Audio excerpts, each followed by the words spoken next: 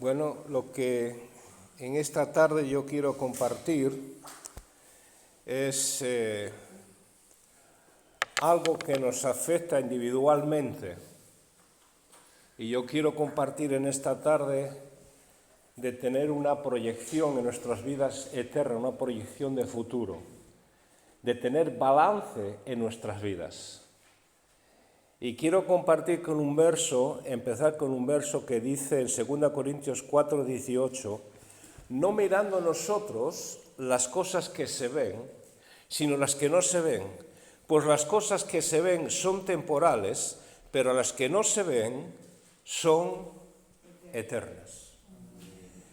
Y en esta tarde yo quiero que cada uno de nosotros podamos pensar individualmente en las cosas eternas. Porque ahí es donde yo voy a recoger el fruto.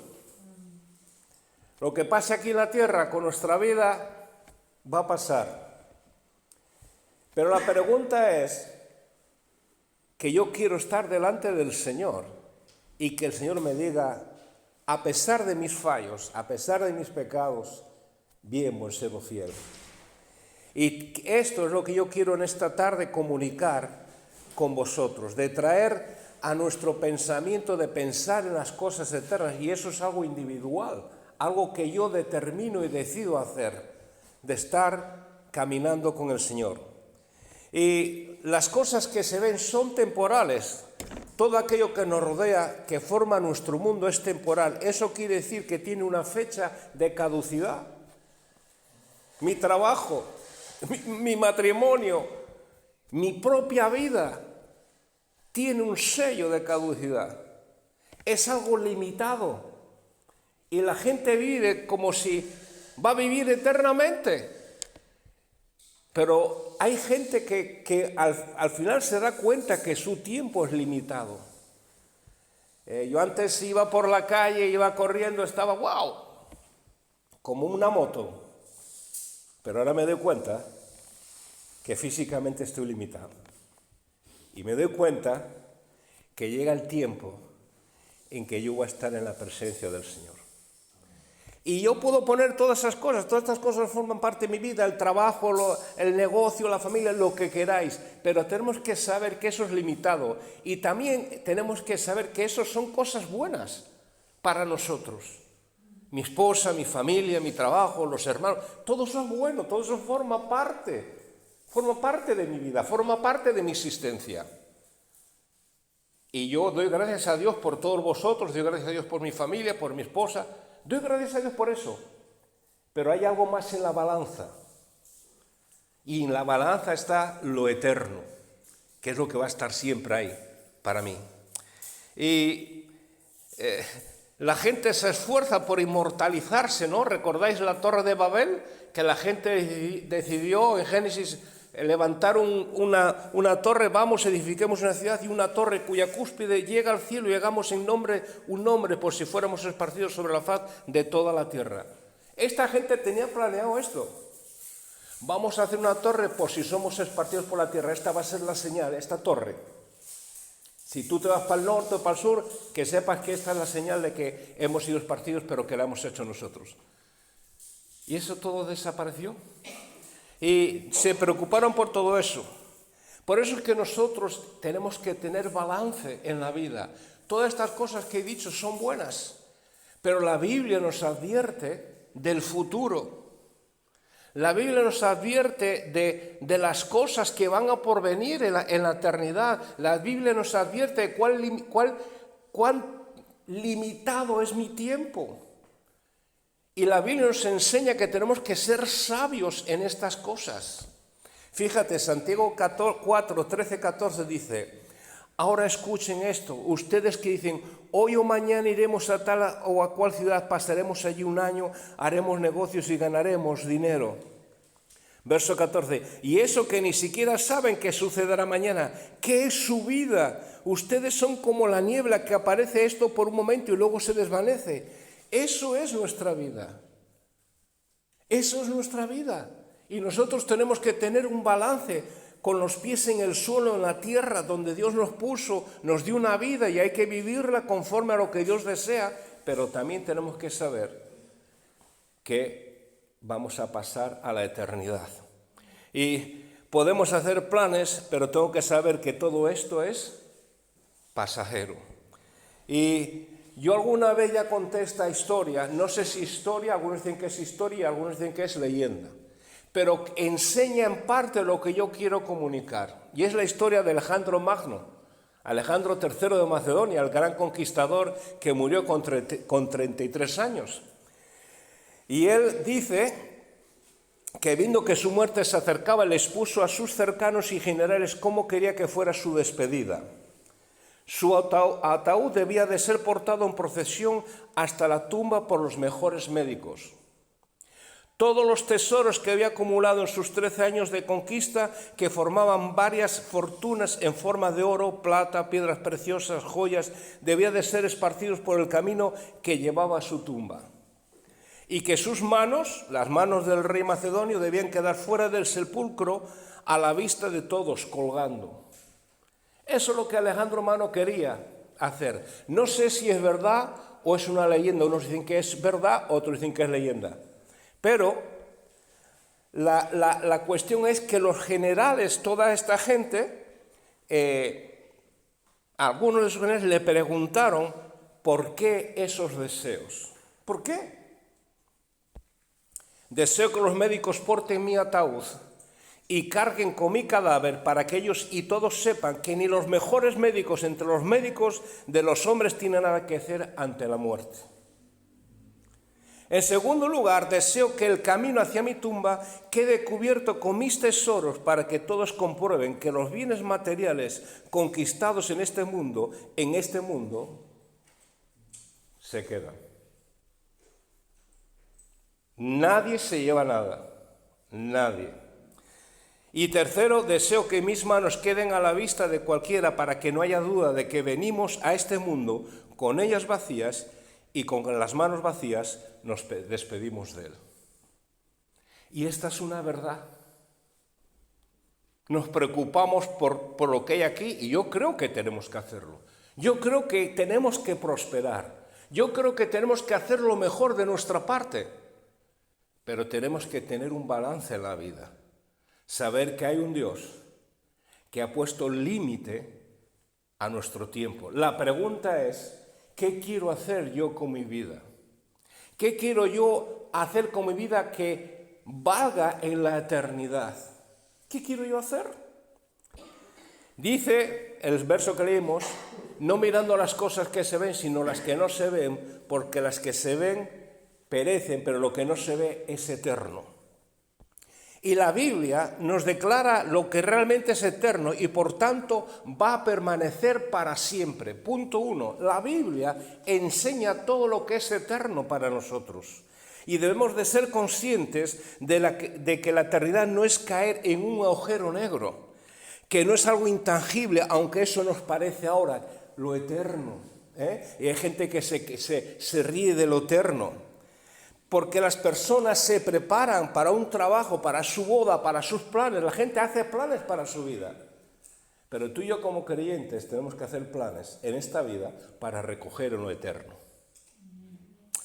Y sabes que vivimos en una línea muy fina que separa lo que vivimos aquí y de la eternidad. Es muy fino la línea que nos separa. Y por eso tenemos que pensar en lo eterno. Lo primero que tenemos que pensar en lo eterno, ya Víctor dijo algo, es Dios. Dios es eterno. Sea su nombre para siempre, dice el Salmo 72. Isaías 57, 15 dice algo interesante acerca de lo eterno. Porque para nosotros lo eterno no es un agujero negro en el que caemos, no es algo intangible, es que Dios está y habita en lo eterno. Dice Isaías 57, verso 15, porque así dijo el alto y sublime, y yo lo creo, el que habita la eternidad y cuyo nombre es el Santo. Yo habito en la altura y la santidad y con el quebrantado y humilde de espíritu, para hacer vivir el espíritu de los humildes y para vivificar el corazón de los quebrantados. Pero el alto y el sublime, el que habita en la eternidad. Juan 17:5 dice, Jesús, y ahora glorifícame tú, Padre, junto a ti, como la gloria que tenía contigo antes de que el mundo existiera. Hebreos 1, 10, 12 dice, tú, oh Señor, en el principio fundaste la tierra y los cielos, son obras de tus manos. Ellos perecerán, mas tú permaneces, y todos ellos se envejecerán como una vestidura, y como un vestido los envolverás y serán mudados, pero tú eres el mismo y tus años no acabarán. Aquí Hebreos nos habla de que el Señor Jesús fundó la tierra y que todo lo que Jesús hizo con la tierra, con los cielos, todo se va a deshacer. Y acaba diciendo, pero tú eres el mismo y tus años no acabarán. Y si yo quiero ver un poquito de la eternidad, simplemente tengo que mirar la creación. Y detrás de la creación hay un diseñador, hay alguien que es superior, que ha hecho todo lo que nosotros vemos, pero todo esto que nosotros vemos nos dice la palabra que va a desaparecer, pero el que queda es el Señor. Eso es una parte de lo eterno. Y Él va a permanecer. Y Jesucristo, como dice la palabra, Jesucristo es el mismo ayer y hoy y por los siglos. Hebreos 13, 18. Dios es eterno. El Salmo 90, 12 nos dice algo interesante. Antes de que naciesen los montes y formases la tierra y el mundo desde el siglo y hasta el siglo, tú eres Dios. Y los humanos medimos todo en tiempo. Es muy difícil para nosotros concebir algo que no tuvo principio, sino que siempre ha existido y va a continuar para siempre. Pero hay evidencias de que todo esto existe, es real, y que Dios es real y que la eternidad está ahí frente a nosotros.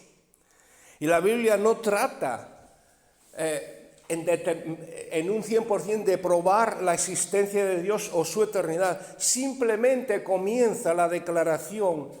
Siempre me encantó esta declaración. Porque aunque hay ciertas evidencias acerca de la existencia de Dios, pero hay muy poquitas que hablan acerca de la existencia de Dios. Lo que dice Génesis capítulo 1, verso 1 me encanta. Porque dice, en el principio creó Dios los cielos y la tierra. Punto. Y ese es un verso impactante. Y desde la duración que se extiende sin límite hacia atrás a la duración que se extiende sin límite hacia adelante, desde las edades eternas a las edades eternas, Dios fue y es para siempre. Dios siempre está ahí. Dios siempre existió. Por eso es que nosotros tenemos que considerar las situaciones por las que paso y tratar de verlo desde el punto siempre eterno, desde que hay un límite para mi vida y yo tengo que pensar que todo esto se va a acabar y que yo no me voy a llevar nada. Hay gente que piensa y está esperando que haya una fórmula mágica o algo científico que los pueda resucitar para poder seguir viviendo. Los ricachones invierten todo su dinero porque quieren vivir eternamente y piensan que van a ver, no. Charles Chaplin dijo, si se acuerdan de Charles Chaplin, dijo algo interesante. No hay nada permanente en este malvado mundo, ni siquiera nuestros problemas. Todo desaparece.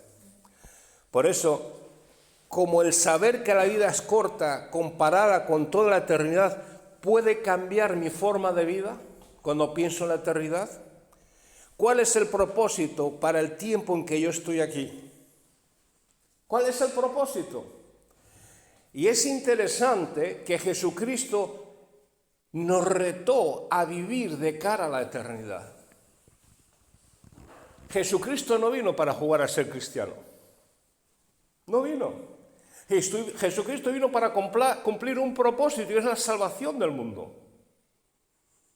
Pero en ese caminar durante 3 años Jesucristo retó muchas veces acerca de vivir para la eternidad, de ser sabios y hacer lo que el Señor desea para nosotros.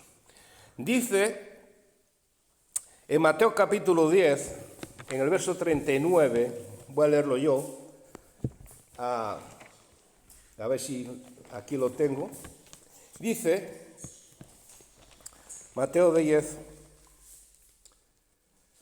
39, acerca de invertir nuestra vida. Dice, el que ama al padre o madre más que a mí no es digno de mí, el que ama a hijo o hijo más que a mí no es digno de mí, y el que no toma su cruz y sigue en pos de mí no es digno de mí. El que haya su vida la perderá, y el que pierde su vida por causa de mí la hallará.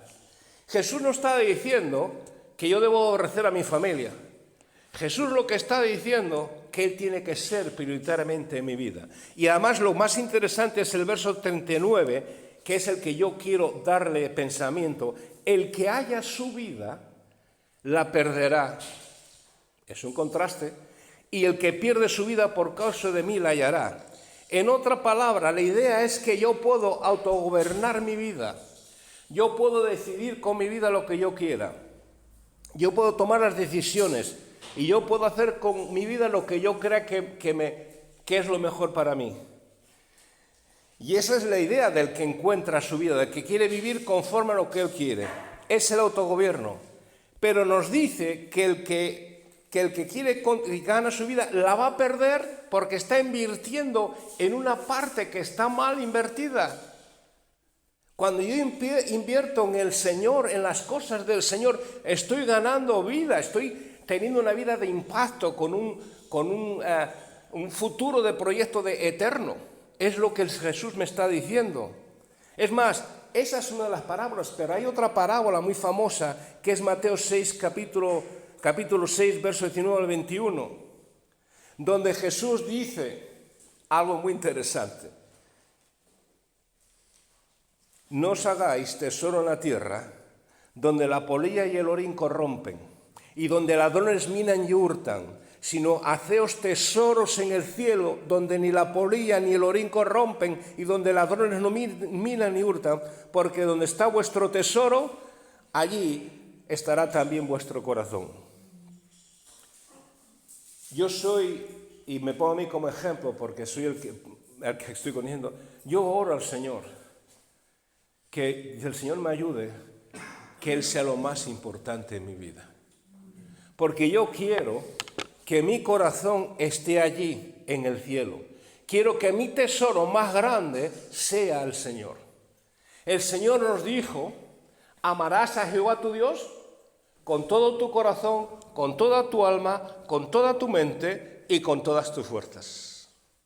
O sea, con todo el ser. Yo debo amar a Dios. Y yo quiero que mi tesoro esté allí en la eternidad, que cuando pueda llegar allí, el Señor pueda decir, bien, buen siervo fiel, sobre poco fuiste fiel, sobre lo mucho te pondré. Y algún día hablaremos de que la Biblia enseña que hay recompensas, coronas para los creyentes. Mínimo hay 5 coronas para los creyentes por lo que han hecho en la tierra. No tiene nada que ver con la salvación es por gracia gratuita por la sangre de Jesucristo, pero el Señor espera que nosotros invirtamos nuestras vidas y crezcamos en el Señor. Y que pongamos nuestro tesoro, nuestro corazón allí en las cosas del Señor. Y Jesús ya le dio un valor a todo lo que se amontona en la tierra como una riqueza personal. Verso 19, Jesús lo dice, no os hagáis tesoros en la tierra donde la polilla y el orín corrompen y donde ladrones minan y hurtan. Ese es el valor que Jesús da a todas las cosas en las que yo me preocupo. Tenemos que preocuparnos por vivir, tenemos que preocuparnos por ganar dinero, tenemos que preocuparnos por las ciertas cosas que necesitamos. Pero esa no debe ser mi prioridad. Yo tengo que tener balance en mi vida. El buscar las riquezas, el buscar la prosperidad no me puede quitar del Señor, no puede quitarme de la mano del Señor. Si yo voy agarrado con mi mano derecha, la mano del Señor, el buscar el éxito y todas las cosas no puede hacer que me quite la mano del Señor. Imposible, no debe de ser así. Porque el Señor Jesús ya le da el valor a las riquezas. Lo que yo hago aquí para el Señor, escucha bien, lo que yo hago aquí para el Señor es una inversión para la eternidad, nos dice el Señor. Es más, Mateo 25 nos habla de la parábola de los talentos. Y dice Mateo 25, déjame leer un poquito, quiero ponerle contexto a Mateo 25. Yo lo compartía con mi esposa acerca de esta parábola, y estas parábolas yo las he leído muchas veces. Mateo 25 dice, acerca de la parábola de los talentos, que un señor se fue a una tierra lejana y cogió a sus criados, y a uno le dio 5 talentos, a otro 2 talentos y a otro 1. ¿Vale?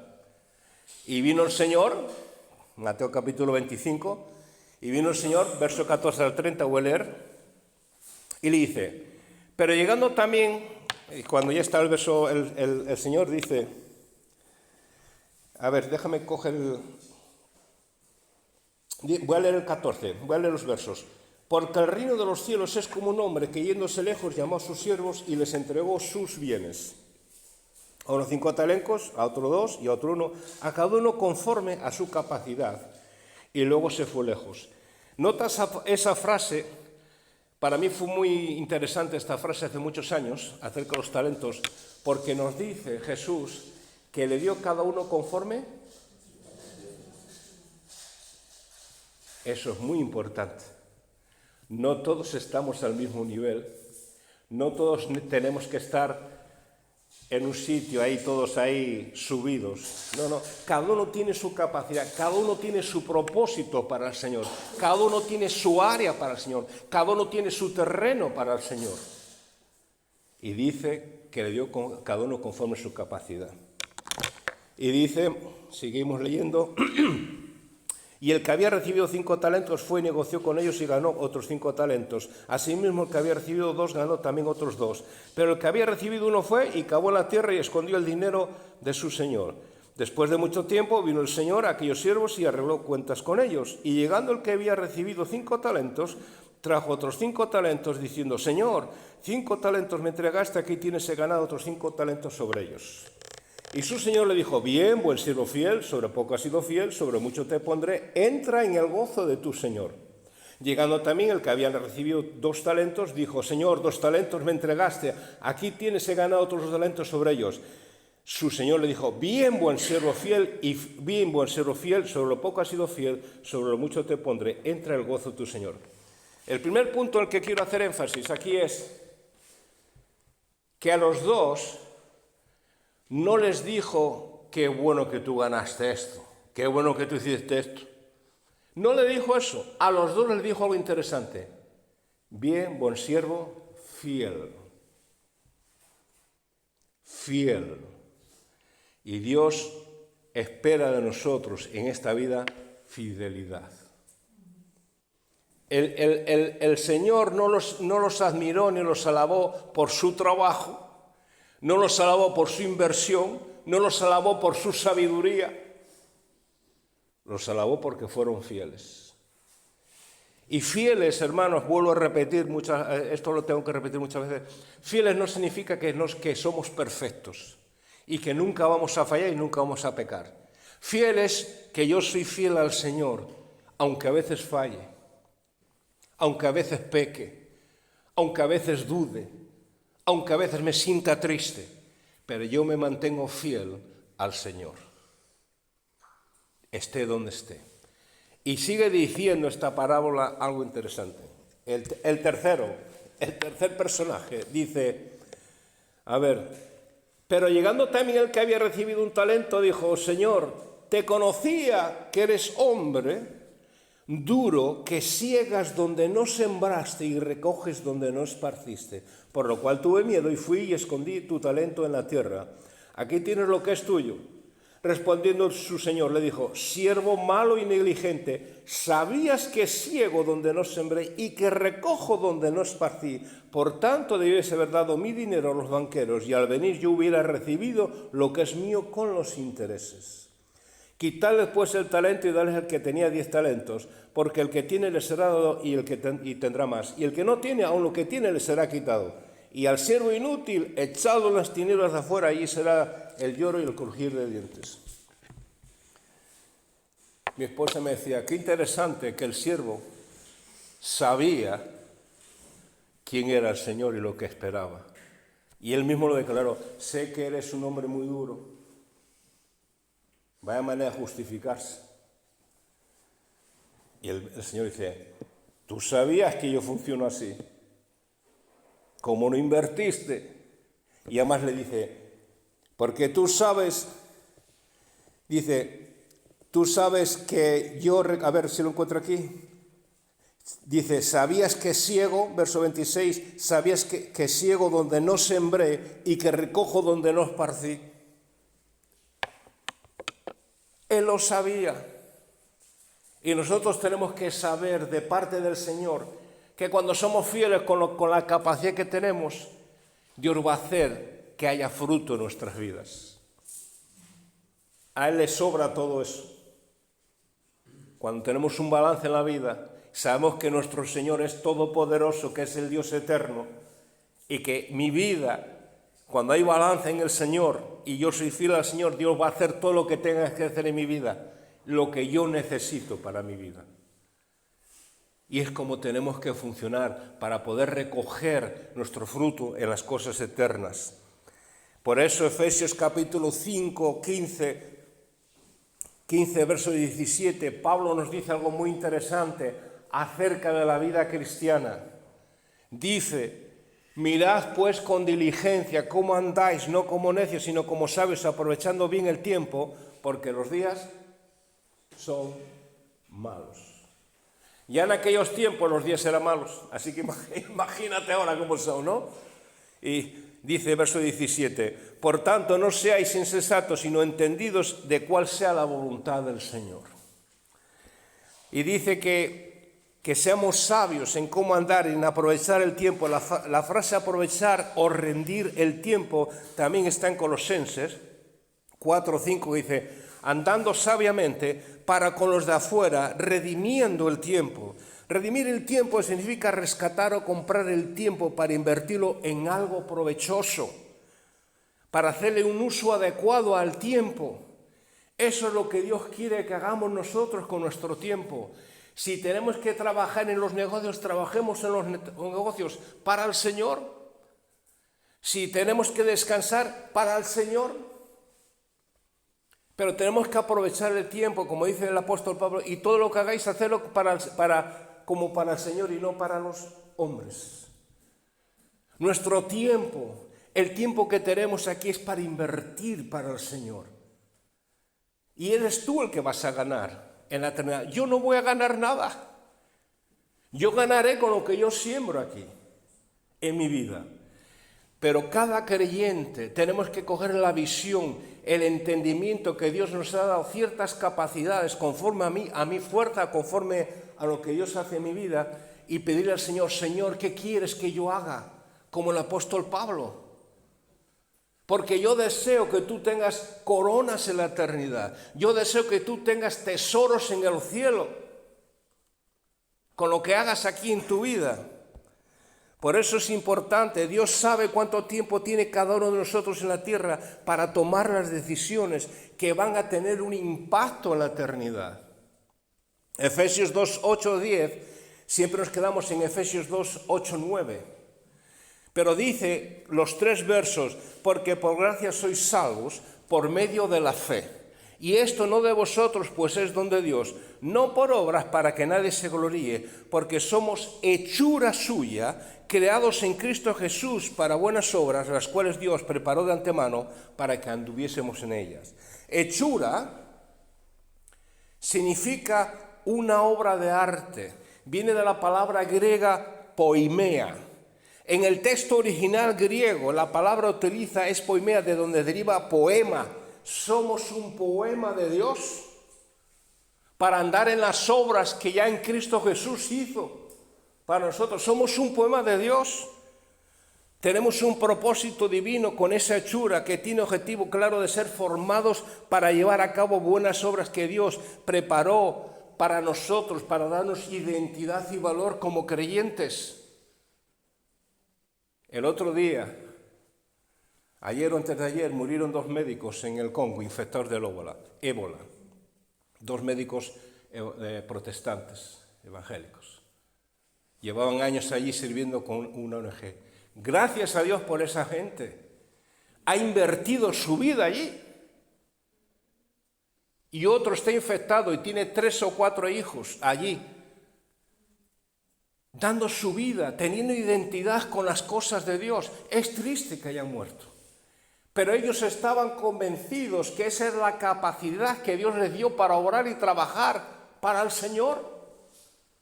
Gracias a Dios, otros tenemos negocios de tiendas o de lo que sea, pero hagámoslo con la actitud correcta de influenciar, de impactar a personas y de impactar mi vida, de impactar en la eternidad delante del Señor. Que mi vida tenga valor. Yo no puedo pasar por la vida aquí 60, 70, 80 años sin hacer nada. Yo no quiero sentarme en un banco, como mucha gente mayor con 80, 90. No quiero eso para mi vida.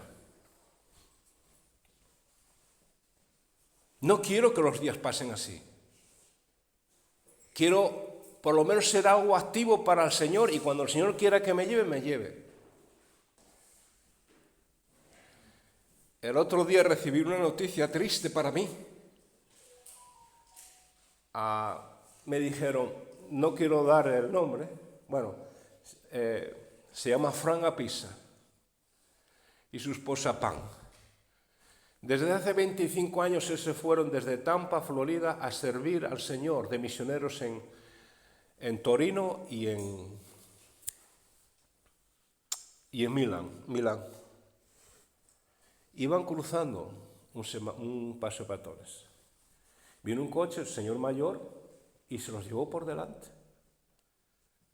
Él falleció camino del hospital. María Elena conoce a Frank Apisa. Cariñoso como el sol. Un hombre de oración. Me estaban diciendo otro pastor que conozco, me dice, es que está orando porque se pudieran salvar 1 millón de italianos. Y falleció. Su esposa está muy grave. Y yo puedo preguntar, ¿cómo a una persona que sirve al Señor le pasa esto? No lo sé. Pero sí sé cuál fue su vida por muchos años, porque pasamos muchas conferencias juntos. Y él se sentaba conmigo y hablábamos. Y sabía de su identidad en Cristo. Sabía de su entrega a Cristo. Por su casa pasaban multitud de jóvenes a los que estaba ayudando. Y ahora está en el Señor recogiendo lo que sembró. Sembró para la eternidad. Y Tito 3:8-9 dice, palabra fiel es esta, y en estas cosas quiero que insistas con firmeza para que los que creen en Dios procuren ocuparse en buenas obras. Estas cosas son buenas y útiles a los hombres, pero evita las cuestiones necias y genealogías y contenciones y discusiones acerca de la ley porque son vanas y sin provecho. Eso es lo que se espera de nosotros. Jesús enseñó a sus discípulos la necesidad de redimir el tiempo, de hacer cosas. Dice Jesús en Juan 9, me es necesario hacer las obras del que me envió entre tanto que el día dura, la noche viene cuando nadie puede trabajar. En otras palabras, tengo que hacer para lo que yo fui enviado aquí. Llegará la noche en que yo ya no puedo trabajar. Y Eclesiastés dice, lo que te venga a la mano, hazlo conforme a tus fuerzas, porque a donde vas no hay obra. Tenemos que aprovechar el tiempo. Y es más, todo lo que se hace por Cristo en la tierra obtiene recompensa eterna. Marcos 9:41, y cualquiera que os diere un vaso de agua en mi nombre porque sois de Cristo, de cierto os digo que no perderá su recompensa. Y Lucas nos habla, otra parábola para acabar, 12, nos habla del famoso hombre que vio sus graneros y que tenía tanto todavía afuera que dice, voy a levantar más graneros porque no sé dónde meter esto. Y Dios le dice, necio, hoy vendrán a por tu alma de todo lo que es guardado para quién va a ser. Ese es el límite. Necesitamos sembrar, tener balance en nuestras vidas, en las cosas que hacemos. como esposa, como padre, como en el trabajo, cualquier cosa que hagamos tiene que tener una proyección de futuro. C.S. Lewis dijo, todo lo que no sea eterno es eternamente inútil. Rick Warren dijo, cuando vivimos a la luz de la eternidad, nuestro enfoque cambia. En lugar de plantearnos cuánto placer me proporciona la vida, llegamos a pensar, ¿cuánto placer le proporciona a Dios con mi vida? Sigue diciendo, todo acto en nuestras vidas toca alguna cuerda que vibrará en la eternidad. Cualquier acto que hagamos, cualquier acto, todo está registrado. Por eso en esta tarde yo quería compartir esto, de poder sembrar cosas para el futuro, para la eternidad, y poder hacer estas cosas y poder invertir nuestra vida, nuestro tiempo, nuestros talentos, nuestras capacidades para el Señor. Porque eso es importante, eso es lo que el Señor nos reta, a no vivir vidas sin propósito. No puede ser eso. Tenemos que vivir vidas con propósito, vidas que están sembrando para la eternidad, vidas que tienen su corazón, sus tesoros allá en el cielo, en el Señor. Amén.